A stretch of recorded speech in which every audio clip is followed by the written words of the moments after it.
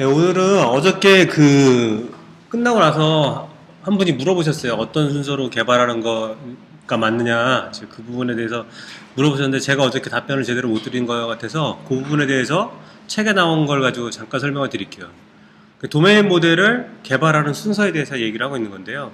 이거는 이제 포저스 인 액션이라고 크리스 리차드슨이 쓴 책에 있는 내용 중에 일부예요. 그래서 일반적으로 이제 개발을 하게 되면 제일 처음에 저 순서대로 이제 개발을 한다래요. 도메인 모델 방식으로 개발을 할 때 먼저 클래스를 찾고 클래스들의 속성을 찾고 클래스들의 관계를 찾아요. 그러니까 저런 거를 정적 모델링이라고 하죠. 스태틱 모델링을 먼저 하고요. 그 다음에 어떤 이제 데이터 모델링을 했다면 그 이후에는 이제 행위에 대한 모델링을 하는 거죠. 행위에 대한 모델링을 하는데 저 때는 이제 저 순서를 따른다고 해요. 먼저 요구사항을 식별을 하고, 요구사항은 뭐 파워포인트나 뭐 PDF 이런 데 있는 그런 와이어프레임에서 얻을 수도 있고, 유스케이스, 뭐 유저스토리 이런 데서 얻을 수도 있겠죠. 그 다음에 메서드를 식별을 하고, 네, 또 TDD로 이제 그걸 구현한다라고 하는데, 요거를 좀 더 살펴보면요. 먼저 클래스 속성 관계를 식별한다라는 얘기는 저거는 그냥 되게 일반적인 얘기예요. 그냥 뭐 요구사항 명세에 있는 명사를 식별한다. 뭐 되게 많이 들은 얘기잖아요. 그런 것들로부터 시작을 해요. 근데 저기에 대해서 자세한 거는 Applying UML and Patterns라는 책이 있어요. 저 책을 보시면 굉장히 잘 아실 수가 있으실 거고요. 지금 이 모델은 포저스 인 액션에 있는 푸드 투 고라는 이제 음식을 배달하는 거에 대한 어떤 모델이에요. 근데 이 모델은 요구사항에 있는 것들 중에 어떤 정적인 부분들을 추출을 한 거예요. 지금 여기 보면은 메서드는 없죠. 메서드는 없고 다 클래스하고 애트리뷰트하고 그다음에 그들 간의 관계만 명시가 되어 있어요. 관계를 굉장히 세밀하게 했죠. 그죠? 뭐 어소시에이션이냐, 애그리게이션이냐, 그다음에 또 뭐 카디널러티 이런 것도 잘 표시가 되어 있고, 그다음에 내비게이션 방향도 잘 표시가 되어 있죠. 이렇게 정적 모델링을 먼저 하고요. 정적 모델링은 그러니까 모든 사람이 다 같이 공유할 수 있게 어떤 청사진을 만드는 작업을 하겠죠. 그런 다음에 기능별로 이제 도메인 모델에 행위를 추가하는 작업을 해요. 도메인 모델에 이제 행위를 추가하면서 이제 하는데 여기서 중요한 게 책임하고 상호작용을 식별한다라는 얘기가 있어요. 책임이라는 거는 클래스가 아는 것, 그러니까 속성, 관계 그런 게 있겠죠. 하는 것, 그다음에 결정하는 것, 그런 어떤 것들, 그런 것들을 책임이라고 하고요. 클래스의 상호작용은 책임 수행을 위해서 호출하는 다른 클래스, 이런 걸 이제 상호작용이라고 할 수가 있겠죠. 네, 그래서 도메인 모델의 행위를 추가할 때 책임과 상호작용을 식별하는 절차는 뭐 아까 언급한 것처럼 요구사항, 유스케이스, 유저스토리, UI 디자인 이런 것들을 분석을 해서 어플리케이션이 처리해야 되는 요구사항을 식별을 하고, 도메인 모델의 클라이언트, 그러니까 뭐 프레젠테이션 레이어 쪽이 되겠죠. 클라이언트에게 도메인 모델을 노출하기 위한, 그러니까 도메인 모델의 기능을 제공하기 위한 도메인 모델의 인터페이스를 결정한다. 요게 서비스의 인터페이스가 될 거예요. 서비스의 인터페이스가 될 거고, 해당 인터페이스를 각각의 요구사항을 고려하여 TDD 접근법으로 구현한다. 그러니까 무슨 말이냐면 서비스에서 시작해서 서비스로부터 단계적으로 TDD로 구현을 해 나간다 라는 얘기가 되겠죠. 그 다음에 요구사항 식별하기를 보면 처리해야 할 요구사항을 식별하고 어떻게 응답할지 결정한다. 아까 계속 나오는데 UI 디자인, 유스케이스, 유저스토리 등을 분석해서 한다. 그 다음에 요구사항은 두 가지 부분으로 구성된다. 어저께 얘기한 유스케이스는 두 가지로 나타난다 그랬잖아요. 사용자의 요청, 그 다음에 사용자 요청에 대한 어플리케이션, 시스템의 응답, 이렇게 두 가지로 나눠진다 그랬잖아요. 그 응답이 어떤 유스케이스의 책임이 되겠죠. 예. 그래서 이제 사용자 행위를 기술한다라고 한다면 고객이 배송 정보를 입력한다 같은 게 될 거고요. 그다음 어플리케이션의 응답, 책임이라고 하면 배송 시간을 검증하고 배송 정보를 갱신, 데이터베이스에다 업데이트한다. 뭐 이런 것들이 있는 거죠. 예. 이렇게 요구사항을 나눠서 이제 분석을 하고 또 어플리케이션의 책임을 두 가지로 또 나눈다라고 돼 있어요. 하나는 사용자의 입력을 검증, 계산, 갱신. 그러니까 validate, calculate, update 하는 로직이 하나 있고요. 하나는 값 출력. 출력이라고 되어 있는데 실제로 출력은 아니고 화면에 뿌릴 값을 제공하는 그 어떤 기능이죠. 그러니까 전에 우리 그 뭐 할 때 CQS 얘기했잖아요. 커맨드 쿼리 세퍼레이션에 대해서 얘기했었잖아요. 여기서 이제 그거예요. 위에 게 커맨드예요. 어떤 상태의 변경을 유발하는 그런 오퍼레이션과 밑에 쿼리, 상태 변경 없이 결과값을 갖고 올 수 있는 그 두 가지 행위로 나눈다라는 거예요. 그래서 그냥 구현을 하게 되면 보통 컨트롤러는 서비스를 한번 콜해서 상태 변경을 유발하고 그 다음에 컨트롤러는 리파지토리를 콜해서 변경된 값을 가져가겠죠. 그래서 화면에 뿌리는 그런 형태가 될 거예요. 그 다음에 메서드 식별하기가 있어요. 각 요청에 대해서 두 가지 메서드들이 존재한다. 하나는 서비스 메서드, 하나는 리파지토리 메서드. 커맨드, 쿼리 그렇게 두 가지가 있다. 이런 거를 이제 나눠서 식별을 해야 된다. 이렇게 식별된 메서드들을 TDD로 구현한다. TDD로 구현할 때는 서비스 메서드에 대해서 하나 이상의 테스트 케이스를 작성하는 걸로 시작한다. 근데 이 테스트 케이스는 뭐냐면 하나 이상이라는 건 뭐냐면 다양한 아규먼트에 대해서 그 서비스가 잘 도는지 그런 거를 가지고 이제 TDD로 시작한다라는 거고요. 그 다음에 여기서 이제 목을 이용한 TDD의 중요 어떤 장점 뭐 이런 걸 가지고 얘기를 하는데요. 목객체를 이용했을 때 서비스 메서드, 리파지토리 이런 순으로 탑다운으로 개발이 가능해요. 목이 있으면. 목이 만약에 없으면 서비스가 호출해야 되는 리파지토리가 구현되기 전까지 서비스를 홀딩해야 되겠죠. 리파지토리 구현하고 나서 다시 서비스로 와야 될 거예요. 그런 머릿속에 컨텍스트 스위칭이 일어나는 그런 복잡한 일이 생길 건데 모킹이 가능하다면 이제 그 일을 인터페이스만 정의하고 넘어갈 수 있는 거죠. 그래서 목을 이용한 TDD의 어떤 강점 뭐 이런 걸 잠깐 얘기를 했고요. 자세한 거는 포저스 인 액션이라고 이거 책 찾아보시면 나와요. 그리고 지금 말씀드린 내용은 3장에 해당되는 내용이니까 관심 있으시면 보시면 될 것 같아요. 그 다음 원래 오늘 하려고 했던 거는 아키텍처 중에 유스케이스에 관련된 부분이에요. 그래서 MVC 아키텍처, 그 다음에 뭐 어카운팅 시스템의 아키텍처에 대해서 이걸 가지고 예를 들어서 설명을 하고요. 그 다음에 유스케이스가 뭔지, 유스케이스 드리븐 아키텍처라는 게 뭔지, 유스케이스 알고리즘이라는 것도 뭔지, 어떻게 파티셔닝을 해야 그 로직 외에 딜리버리 메커니즘이나 인프라스트럭처가 잘 절연돼서 서로 보호되면서 개발을 진행할 수 있는지 간단하게 아주 짧은 케이스 스터디가 나오고 그 다음에 결론이 나와요. 아키텍처는 웹 기반 어카운팅 시스템이라는 게 있다라고 쳐봐요. 그러면 여기서 우리가 주목해야 되는 거는 어카운팅 시스템인가 아니면 웹 시스템인가. 어카운팅 시스템이어야 하겠죠. 근데 소프트웨어 아키텍처는 그러면 어카운팅 이슈를 잘 드러내야 하는 거지 웹에 대해서 언급할 필요는 없는 거예요. 근데 대부분 어저께도 말씀드린 것처럼 대부분의 웹 시스템은 반대로 웹 EC에 대해서는 이제 뭐 굉장히 크게 얘기를 한다는 거죠. MVC가 어쩌고 저쩌고 뭐 그런 얘기를 하면서 그 실제로 비즈니스 의도에 관련된 부분들에 대해서는 언급하고 있지 않다라는 거예요. 그래서 웹 시스템에 마련하는 MVC 아키텍처 그래가지고 뭐 이렇게 그림을 그리셨어요. 왼쪽에 비즈니스 오브젝트를 컨트롤러들이 호출하고 그 다음에 뷰가 또 비즈니스 오브젝트들을 사용하고 그런 식으로 이제 웹을 중심으로 해서 설명을 하고 있다라는 거예요. 저 상황에서 보면 뷰하고 컨트롤러는 뷰는 뭐 벨로시티 마크업이라든가 아니면 뭐 JSP로 뷰를 구성할 수도 있고 프리마커로 구성할 수도 있고 뭐 여러 가지 있을 거예요. 그럼 뷰나 컨트롤러는 HTML하고 HTTP, HTML하고 강하게 연관이 돼 있어요. 그죠? 그런데 이 컨트롤러가 사용하는 모델이라는 거는 어떻게 돼요? 컨트롤러에 의존적일 수밖에 없어요. 컨트롤러가 요구하는 기능들을 잘 제공을 해야 되니까. 그러면 뷰하고 컨트롤러가 강하게 또 모델에 커플링이 일어나서 모델이라는 거가 순수하게 포조가 아니고 HTTP, HTML 이런 거에 의존적인 코드가 들어가게 돼요. 얘는 더 이상 모델이라고 부를 수가 없는 거죠. 원래 MVC의 모델은 그런 놈이 아니죠. 굉장히 퓨어해야 돼요. 근데 웹 MVC에서 모델은 퓨어할 수가 없어요. 예. 모델이 만약에 퓨어하다면 다른 뭔가가 그런 지저분한 걸 가지고 있어야 되거든요. 근데 그냥 보통 우리는 모델에다 그런 걸 넣죠. 예, 그런 경우가 많이 있죠. 그죠?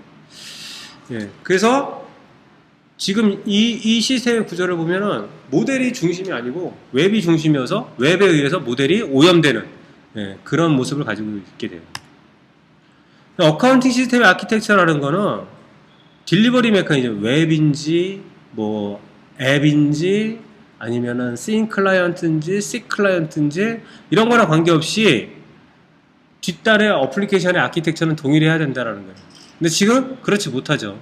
굉장히 많이 침투되어 있죠. 리퀘스트, 리스판스, 쿠키 이런 게 굉장히 많이 침투되어 있어요. 그게 뒷단의 어플리케이션하고 절연되어 있지 않은 경우가 많아요. 그죠? 그래서 이제 유스케이스라는 걸 통해서 이제 어플리케이션 아키텍처를 이제 그런 딜리버리 메커니즘하고 절연시켜야 된다라는 얘기를 이제 시작을 해요. 근데 이 얘기를 시작할 때 아이바 야콥슨, 뭐 제이콥슨이라고도 하고 아이바 야콥슨 이분이 이제 객체제약의 대가 중에 한 분이죠. 뭐 이분이 아주 오래전에 쓰신 책이 있어요. 이 책에 이제 유스케이스 드리븐 어프로치라는 그런 내용이 있는데요.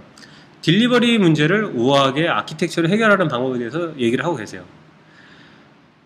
예, 여기서 얘기할 때 뭐 링크, 버튼, 클릭 이런 용어를 사용하지 않고 표현을 하는 걸 얘기를 하고 있고요.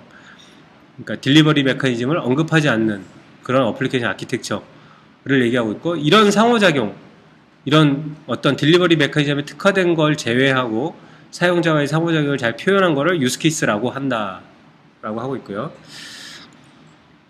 어플리케이션 개발은 딜리버리 메커니즘과 독립적인 유스케이스에 의해 주도되어야 다양한 딜리버리 메커니즘을 수용할 수 있다라는 거고요.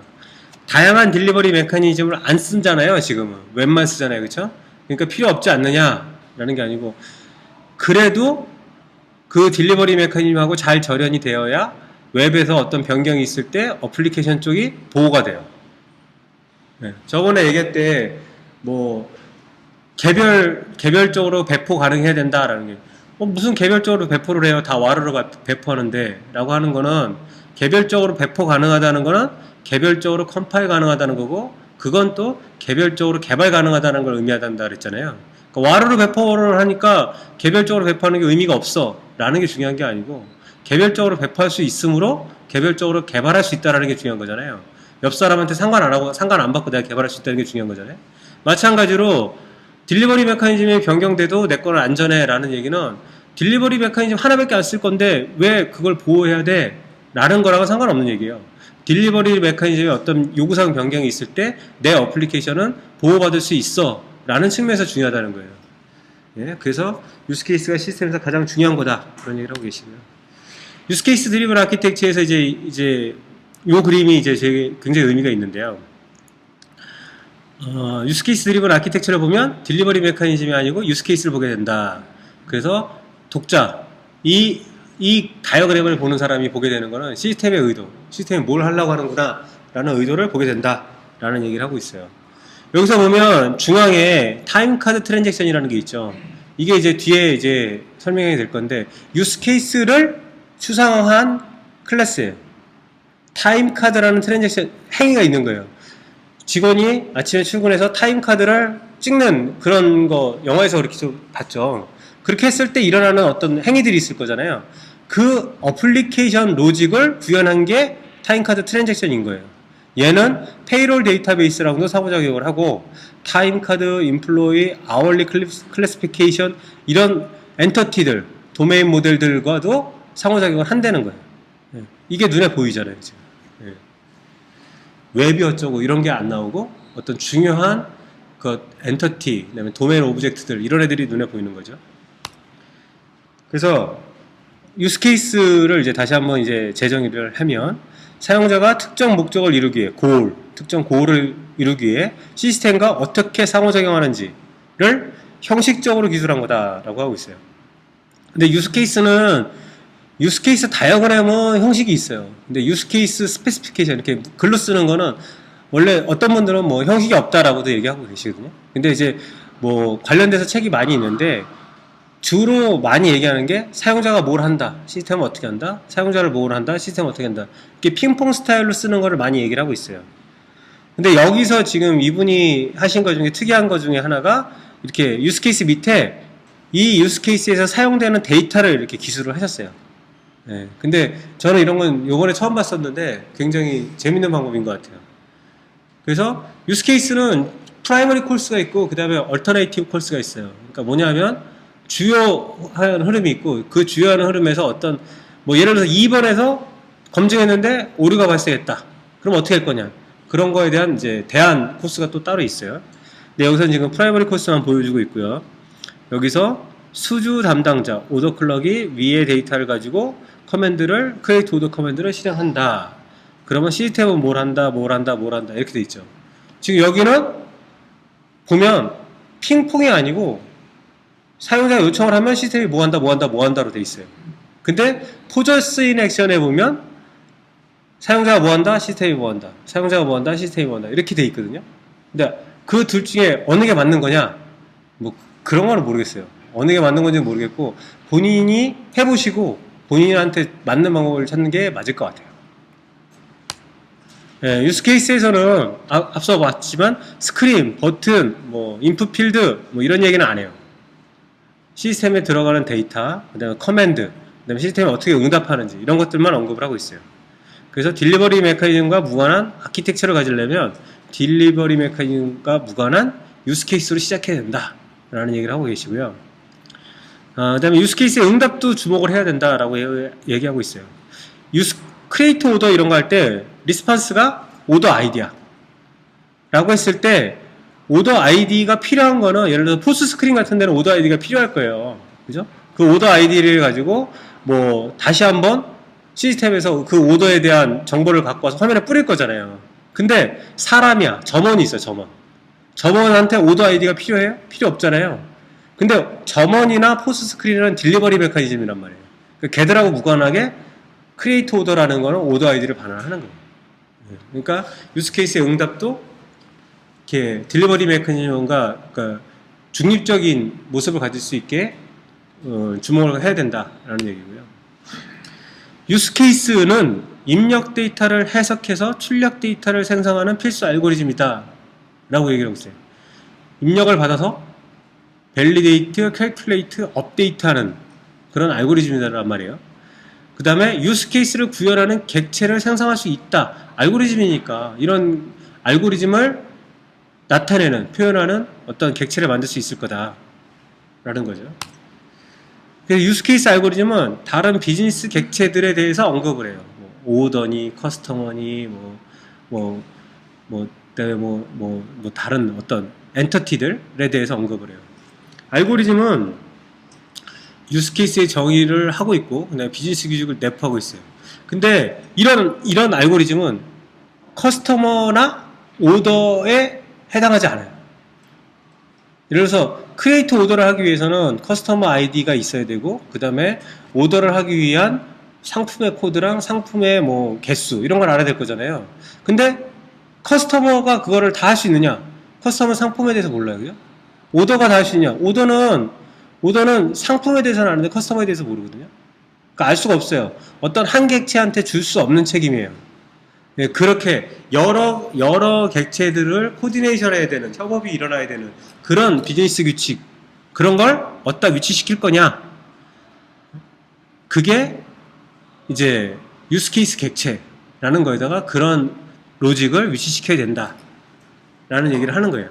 그렇게 파티셔닝을 하게 되면 이제 유스케이스가 우리 아키텍처에서 가장 핵심적인 원칙이 될 것이다 라고 얘기를 하고 있는 거예요. 그래서 그 파티셔닝 어떻게 나눌 것이냐에 대해서 알바 야콥슨이 얘기한 게 세 가지가 있다고 해요. 비즈니스 오브젝트, UI 오브젝트, 유스케이스 오브젝트. 뭐 다 알 수 있죠. UI 오브젝트, UI에서 사용하는 오브젝트예요. 그러니까 DTO 많이 쓰시죠. 밸류 오브젝트, DTO 이런 거 쓰잖아요. 그죠? 그런 거가 이제 바운더리가 될 거고요. 네? 바운더리에서 사용하는. 그 다음에 비즈니스 오브젝트는 뭐 엔터티, 뭐 리파이토리, 밸류 오브젝트, 뭐 그다음에 뭐 그런 게 되겠죠. 유스케이스 오브젝트. 유스케이스 오브젝트를 알바 야쿰스는 컨트롤러라고 했대요. 근데 MVC에 있는 컨트롤러랑 너무 많이 헷갈리니까 이제 바바시는 이제 인터랙터라고 하자라고 얘기를 하고 있고요. 파티셔닝을 할 때 엔터티는 어플리케이션 독립적인 비즈니스 로직을 갖는다라고 되어 있어요. 이 얘기는 뭐냐면 내가 주문이라는 도메인을 만든다라고 하면 주문이라는 도메인에는 어디에나 오더라는 클래스가 있을 거예요. 어디에나 프로덕이라는 클래스가 있고 어디에나 커스터머가 있을 거예요. 근데 예를 들어서 A라는 회사에서 만드는 주문 시스템하고 B라는 회사에서 만드는 주문 시스템은 다를 거예요. 그죠? 어떤 로직의 처리가 다를 거잖아요. 같은 도메인인데 어떤 시스템냐에 따라서 약간 달라지는 부분을 어플리케이션 로직이라고 할 수가 있어요.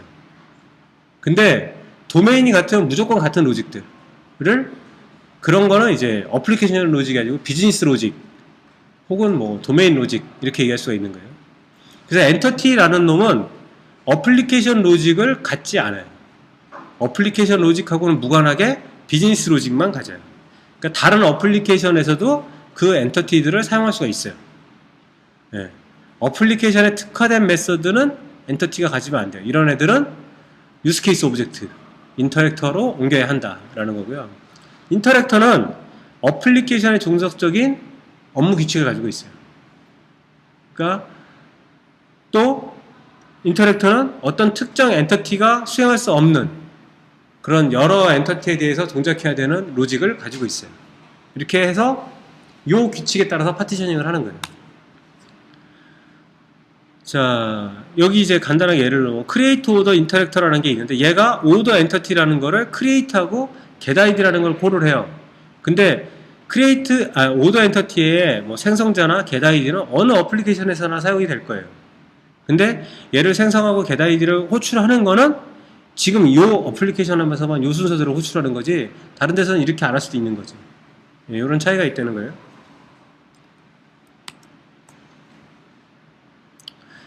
자, 유스케이스의 책임 중 하나는 사용자로부터 입력을 받아서 그 결과를 사용자에게 반하는 것이다.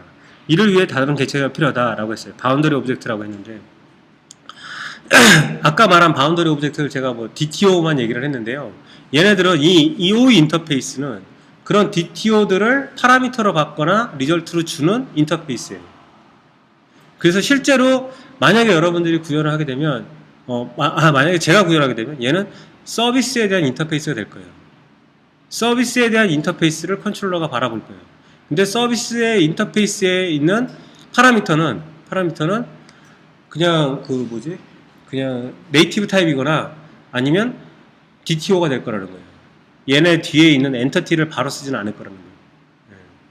그래서 얘가 직접 사용해야 되는 것들만 얘한테 이제 표현이 되는 거죠. 인터페이스에 드러나는 거는 인터페이스를 통해서 얘한테 노출되는 거는 얘가 직접 사용할 것들 그런 것들이 여기에 노출이 되는 거죠.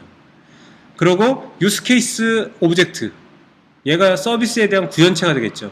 이 구현체는 이 인터페이스를 구현을 할 거예요. 그래서 엔터티들을 조작해서 자기가 원하는 결과를 만들어서 얘한테 반환할 거예요. 근데 실제로 웹인 경우에는 얘가 호출을 한 다음에 결과값을 다시 넘기지 않죠. 뭐 어싱크하게 하지 않잖아요. 지금 싱크로너스 하기 때문에 콜 한다면 그냥 리절트가 가잖아요. 이 경우에는 이 뒤에 게 없겠죠. 그죠? 그냥 여기서 리절트가 아마 갈 거예요. 근데 만약에 어싱크로너스하게 한다. 뭐 지금 서블릿 3.0부터인가 이제 어싱크가 되잖아요. 어싱크가 되면 이쪽에서 어떤 인터페이스를 구현을 해야 될 거예요. 그래서 내가 그 인터페이스를 보고 호출하면 얘가 이제 결과를 받아서 화면에 뿌리는 역할을 하겠죠. 이렇게 구현이 될 거예요. 웹 시스템이라고 하면 웹 시스템이 아니라 일반적인 시스템은 이렇게 구현이 될 거예요. 그래서 파티셔닝을 할 때 바운더리 오브젝트는 유스케이스를 딜리버리 메커니즘을 하고 분리할 때 하나의 인터페이스 레이어를 넣어서 두 레이어 간을 분리시킬 때 사용을 한 거예요. 근데 여기서 분리할 때 보면 소스 코드 의존성이 어떻게 있나 보세요. 요렇게 있죠. 그죠? 실제로 런타임의 의존성은 요렇게가 안 보이죠?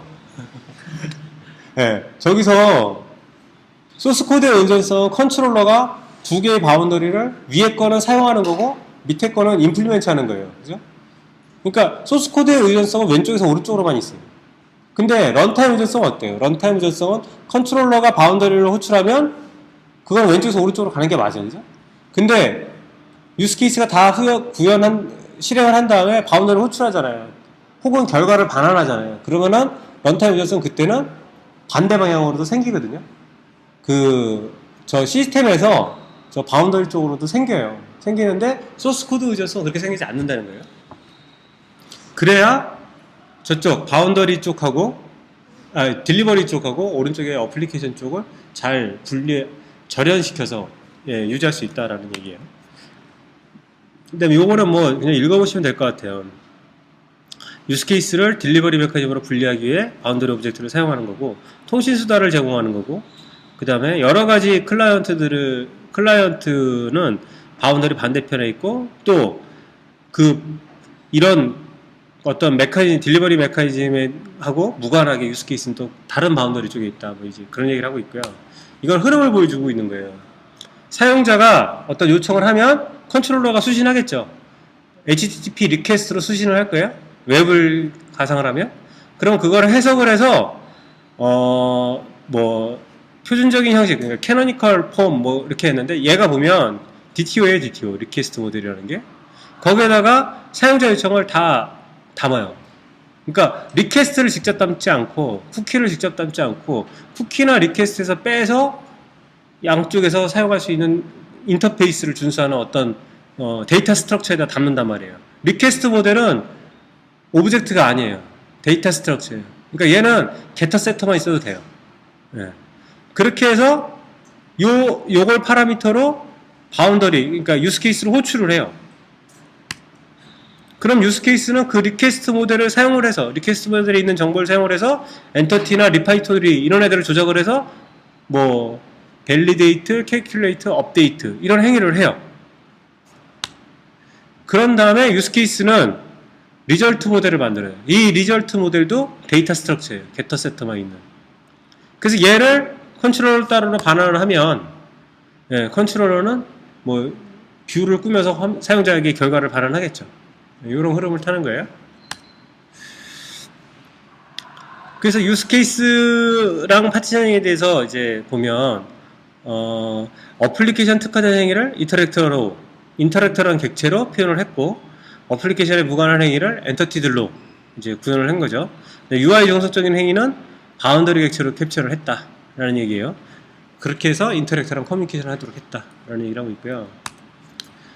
이제 아이솔레이션, 이제 아까 얘기한 대로 우리의 유스 케이스를 어떻게 딜리버리 메커니즘으로부터 안전하게 보호할 거냐. 소스 코드 의존성이 한 방향만 있다. 그러니까 그렇게 됨으로써 딜리버리 메커니즘하고 이 유스 케이스 쪽하고 디커플드 돼 있다라는 얘기를 하고 있는 거죠. 그럼 데이터베이스 어떻게 할 거냐? 데이터베이스 이렇게 구현된다는 거죠. 저기 어플리케이션에 리파지토리 인터페이스는 있잖아요, 그죠? 근데 그 리파지토리에 대한 임플리멘테이션은 밑에 DB 인프라스트럭처 레이어로 내려와요. 그래서 실제로 런타임의 흐름을 보면 유스케이스가 리파지토리 인터페이스를 호출하면 밑에 리파지토리 인플이 호출되겠죠. 그러니까 런타임의 의존성은 시스템에서 DB 인프라로 내려갈 거예요. 하지만 소스 코드의 의존성은 안 보이죠. 그런 게 위에서 아래로 내려가는 게 없어요. 아래에서 위로만 있죠. 임플리멘트 하는 것만 있잖아요, 그죠? 그래서 얘도 디펜던시를 인버전 시켜서 데이터베이스가 포함되어 있는 인프라스트럭처의 변경이 어플리케이션에 영향을 미치지 않게 한 거예요.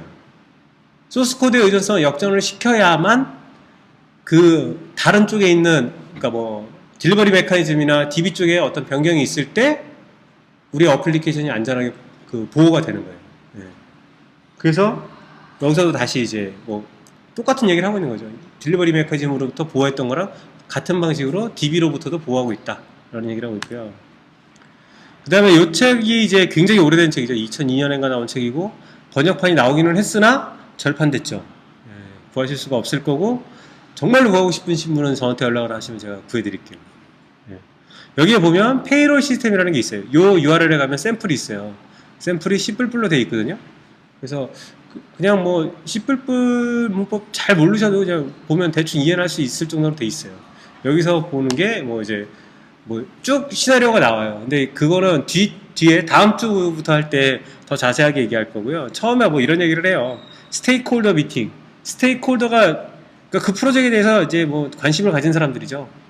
실제로 고객도 있고, 그 다음에 뭐 우리 쪽에 매니저가 있을 수도 있고, PM도 있을 수 있고, 뭐 여러 가지 스테이크홀더들이 있어요. 그 사람들이 이제 뭐 얘기를 하는데 뭐 아월리 인플로이가 있고, 얘네들은 뭐 아월리로 페이 되고, 그 다음에 뭐 타임카드를 뭐 매일 내야 되고, 그 다음에 세일즈 인플로이도 있고, 레귤러 인플로이도 있고, 유니언 인플로이도 있고, 뭐 이런 얘기를 하다가 그 고객이 뭐라 하냐면, 이거는 내가 어서 좀 들었는데 웹 베이스로 만들어야 될 것 같고, DB가 있어야 될 것 같고, 웹 입점용에 AJAX를 쓰고 SOA를 쓰고 뭐 이런 걸 했으면 좋겠다고 이제 고객이 얘기를 해요. 그런데 다음 달까지 만들어 달라고 얘기를 해요. 그리고 에자일 메서드를 썼으면 좋겠다고 얘기를 해요. 그런 다음에 이제 얘기를 해요. 웹 입점용 AJAX, SOA, DB, GUI 다 무시하자라고 얘기를 하고, 이런 거는 바뀔 수 있는 디테일이다 라고 얘기를 하고 있어요. 이런 것들을 안전하게 세이프하게 연계할 수 있어야 한다. 이런 것들을 무관하게 우리 어플리케이션이 이런 것하고 무관하게 만드는 게 우리 아키텍처의 목표다. 우리가 아키텍처링하는 목표다라고 얘기를 해요. 그리고 필요할 때 쉽게 추가라고 했는데 추가 내지 변경할 수 있어야 된다. 인터페이스에만 의존하면 임플리멘테이션 바꿀 수가 있죠, 그죠? 그렇게 돼야 된다라는 얘기를 하고 있고요. 그래서 어떻게 하냐? 어널리시스 당연히 유스케이스로 시작한다. 그 중에 제일 기본적인 게 add employee, 직원을 추가할 수 있어야 되니까 add employee 트랜잭션이 수신되면 새로운 인플로이가 추가된다. 이 트랜잭션은 인플로이 네임, 어드레스, 사원번호를 포함한다. 이 트랜잭션은 아래와 같은 세 가지 형식을 갖는다 라고 되어 있어요. 그래서 맨 위에 hourly employee를 추가할 수도 있고, 그 다음에는 sales employee를 추가할 수도 있고, 마지막에는 commissioned employee를 추가할 수도 있다. 뭐 이런 유스케이스에 대한 이제 기술이 있는 거예요. 그래서 유스케이스에 관련된 데이터들이 보이고, 그 다음에 인플로이 타입이 hourly, sales, commissioned로 인코딩되어 있는 것들이 보이고, 근데 이제 디테일에 대한 얘기는 없죠. 뭐 이거를 뭐 입력을 뭐 웹으로 받을 거다, 아니면은 뭐 앱으로 받을 거다, 뭐 그런 얘기는 없는 거죠. 그래서 이걸 가지고 첫 번째 유스케이스를 설계를 해요. 네, add employee transaction. 아니 아까는 인터랙터라고 해놓고서 여기서는 또 왜 트랜잭션이 하는지 모르겠는데, 예, 요게 유스케이스에 대한 오브젝트예요. 유스케이스 오브젝트예요. add employee. 근데 세 가지 타입이 있었잖아요. hourly, salaried, commissioned. 이렇게 세 가지가 있었잖아요. 그러니까 세 가지 타입을 서브 클래스를 만들어요. 예. 그리고 이거에 기반해서 이제 구현하려고 보니 엔터티가 필요하잖아요. 엔터티도 인플로이, 커미션드 인플로이, 셀러리드 인플로이, 아울리 인플로이 이런 식으로 만들어요. 네. 그러면서 어떻게 해요 이제? add 인플로이를 하면 뭐 어떤 데이터가 가고 어떤 행위가 있어야 된다라고 아까 유스케이스에 있었잖아요. 그거를 TDD로 트랜잭션부터 시작해서 차근차근히 구현하면 되는 거죠. 트랜잭션을 구현하다 보면 리파지토리가 필요할 거예요. DB에서 뭘 읽어오거나 저장해야 되니까. 그럴 때 DB에 대한 인터페이스만 정의하고 걔를 모그 오브젝트로 치환한 다음에 계속 진행을 하는 거예요. TDD로. 그래서 서비스가 다 구현되면 그 다음에 리파지토리를 하든 엔터티를 하든 할 수가 있겠죠. 그래서 뭐 결론을 보면 이제 이 책에 이제 다시 봐야 되는 내용들이 있는 거고요. 그 다음에 어제 오늘 얘기한 거에서 제일 중요한 건 아키텍처는 툴이나 프레임워크에 기반한 것이 아니다. 의존하는 것이 아니다라는 거예요. 좋은 아키텍처라는 거는 툴이나 프레임워크에 대한 결정을 아주 오랫동안 미룰 수 있어야 된다는 거예요. 마지막에 런칭하기 얼마 전에 딱 정해서 그걸 해서 우리 어플리케이션 로직에 어떤 변경 없이 될 수 있는 그런 게 가장 좋은 아키텍처라는 거예요. 왜? 우리는 지금 뭔가를 결정하기에 충분한 정보를 가지고 있지 않고요. 그 다음에 우리가 알고 있다고 생각한 거는 나중에 변경될 수가 있어요. 왜냐하면 지금 우리가 가지고 있는 요구사항은 그 요구사항을 작성한 사람이 정확히 모르고 작성한 거예요. 그 사람이 아는 게 정확해지면 변경이 생길 거예요. 그러니까 툴, 프레임워크, 딜리버리 메커니즘, 그러니까 웹에서 뭐 화면에 입력 필드가 5개였는데 4개로 바뀌었어. 뭐 이런 거가 있을 때 영향을 최소화할 수 있게 해야 된다라는 얘기죠. 그래서 전에는 그 DTO, 데이터 트랜스퍼 오브젝트 혹은 뭐 밸류 오브젝트 이런 거 쓰는 거에 대해서 전 되게 부정적이었어요. 모델이 있는데 왜 그런 걸 또 써? 라고 했거든요. 근데 지금은 쓰는 게 맞는 것 같아요. 그걸 써야 웹에서 UI가 좀 변경되거나 DB에서 필드가 좀 변경되더라도 우리 로직은 최소한 변경이 되는 것 같아요. 귀찮죠? 네, 귀찮은데 변경으로부터 자유롭기는 그런 것 같아요. 예를 들어서 어저께 뭐 어떤 분하고 얘기할 때 그런 얘기를 했어요. 자, 포조에다가 어노테이션으로 잔뜩 해가지고 하이버넷 ORM이 되게 했단 말이에요. 하이버넷 ORM 어노테이션을 하면 더 쉽잖아요. XML 하는 것보다, 그죠? 그런데 거기다 대고 또 잭슨이나 이런 걸 써가지고 제이슨으로 시리얼라이즈, 언시리얼라이즈 해야 된다라는 거예요. 그럼 거기 또 어노테이션이 들어가죠. 자, 그러면은 이제 걔에 어노테이션만 들어간 것만 해도 어마어마한 기량이 들어가요, 그죠? 걔에다가 또 무슨 로직을 넣으려면 걔가 어마어마하게 커지는 거예요. 예. 그러면 어떻게 하면 좋겠느냐, 뭐 이제 이런 얘기를 한 적이 있는데, 지금 해보지는 않았는데, 만약에 해본다면 그렇게 해보고 싶어요. 포조는 그냥 아주 비즈니스 로직하고 속성만 가지고 있고, 내가 ORM으로부터 읽어올 때 어노테이션이 들어가 있는 거를 다른 클래스로, 또 잭슨이나 이런 제이슨으로 마샬링, 언마샬링 하기 위한 클래스를 또 다른 클래스로. 그래서 포조를 이용해서 ORM에 사용할 클래스를 만들고, 또 제이슨으로 만들 클래스를 만들고, 또 거꾸로 제이슨으로부터 얻은 DTO에서 내 모델을 만들고, 이렇게 하는 게 내 모델이 되게 깔끔하게 유지되는 게 아닌가, 라는 어저께 얘기를 좀 나눈 적이 있어요. 그래서 다시 돌아오면 시스템의 모양을 보면 웹 시스템인지 얘가 웹인지 앱인지 뭔지 몰라야 된다는 거예요. 시스템을 보면 얘가 어떤 유스케이스, 어떤 기능을 제공하는지가 보여야 된다라는 얘기를 하고 있고요. 그러니까 아키텍처를 보면 시스템에 얘가 어떤 딜리버리 메커니즘을 쓴다, 어떤 인프라스트럭처를 쓴다 이런 거보다는 얘가 뭘 하는 애구나 라는 게 보여야 된다라고 얘기를 하고 있어요. 그래서 유스케이스 지향 아키텍처를 만들기 위해서 알바 야콥스는 바운더리, 인터랙터, 엔터티 파티션 이런 걸 얘기를 했고요. 예.